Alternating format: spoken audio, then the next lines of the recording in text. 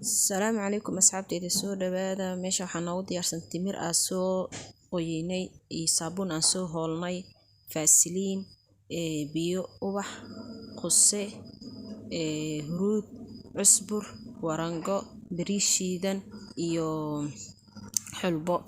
meeshas kale waxaa bakeeriyaas waxaa noogu jira saliid iyo labadan scrub aan kusoo sameysan doonaa insha Allah haduu eebbe idma isla socod wanaagsan saliid qumbo waaye oo aan anaga gacanteena ku sameynay hadaa rabtidna hore beedkeena gadaal u raac fiidiyoyaasheena dib dambe u fiirso kadib soo eeg hadaba nala socdo waa diyaariskeeda fiilan hadda saabuunta iyo biyaha dab ka saarnay biyo markaas soo yarto kululaadayna saabuunta ku darnay kadib waa ku walaajinayna oo waa ku qaseynaa marka isdhex gasho hadana timirta ku soo dareena mar walba wax ku soo dashin xafiic inaad si fiican u walaaqdid waa ay isku ka dhax galaan hadii aad dhahdo waa kurida ugu dambeyn hal meel isku tagayaan man isku qabsanayaan insha Allah inta ciida la gaarin ka faa'iideysta ka gaarsiiya sidaha gabdhaheena insha Allah soo dhawaada dhamaantiinaba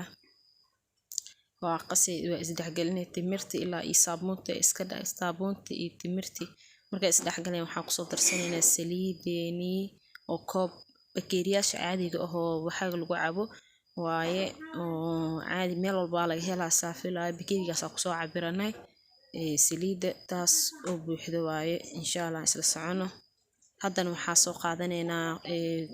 alaabtii kale into scrapkii geesna ugu diyaarsanay waa ku soo darsanaynaa kadibna si fiican isku dhex gelinaynaa oo ku walaaqaynaa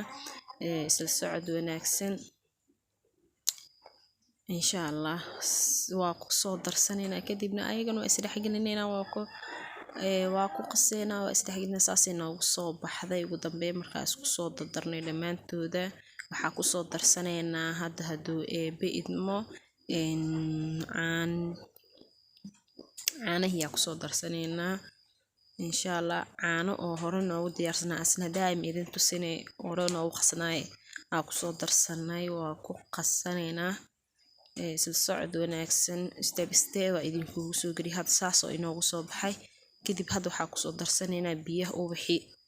oo daa'im inoo yaal aan ku soo darsanaynaa kadib asagana waa ku qaseynaa wax walba marka aad ku soo dartid waxaa laga baahan yahay inaad ku qasto oo aad isdhex geliso waayo hadaa isdhex gelinin sida la rabo kaaga soo bixiso waa kana hada scrubka bunka waaye ku soo darsanaynaa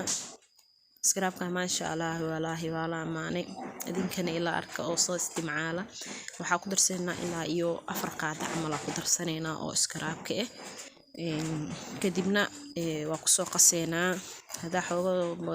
jiraaq maqlaysa amsa sawaxan garaal noqdo rawan daayo alxamdulillah hadana scrub kale inta oo sanjabiilka ku soo jarsanaa asna 2 qaanda camal ku darsanaynaa oo waa ku qasaneynaa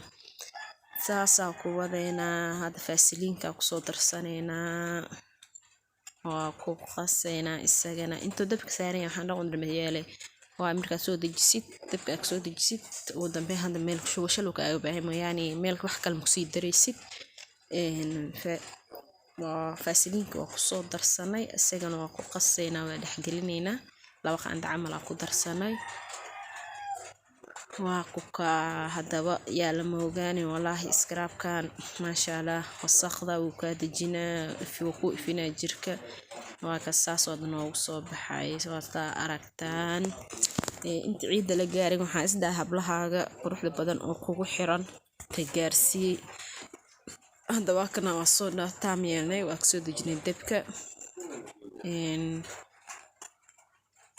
caagana ku shuban doonaa caaga marka ku shubanay faranjeerka gashan doonaa